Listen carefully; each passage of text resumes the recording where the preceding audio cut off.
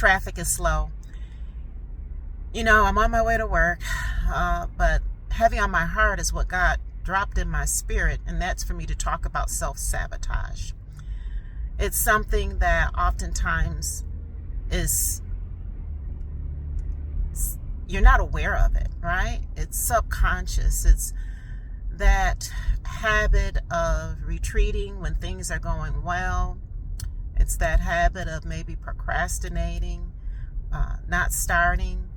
It's that habit of just not believing, which manifests in behaviors that go against what it is that you're trying to accomplish.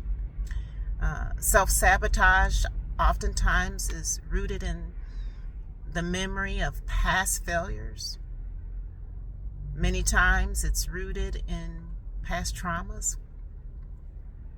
So we have to raise our awareness of how it's impacting us and make sure that we have compassion for ourselves in that acknowledging of the self-sabotage.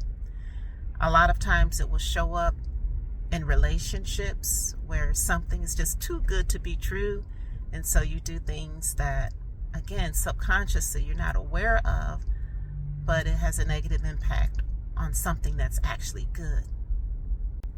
Self-sabotage is rooted in unbelief.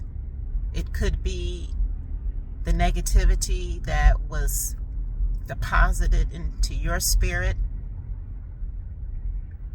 Some people, when someone says they can't do something, they have resolve to prove them wrong. But with self-sabotage, it gets internalized and believed even though there's really no reason to believe it. So my prescription for you today is to counter self-sabotage by practicing some self-care, by practicing some self-awareness, by practicing some self-love, taking action steps so that the subconscious mind doesn't manifest itself in behaviors or lack of behaviors that holds us back, that keeps us from reaching our fullest potential, that keeps us from self-fulfillment, that keeps us from self-actualizing, that keeps us from carrying out the purpose that God has for our lives.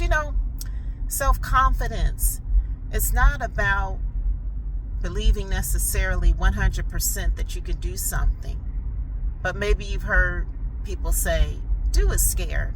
And I co-sign that. Do it scared. Fear, it can come along for the ride, but you can't let it take the wheel.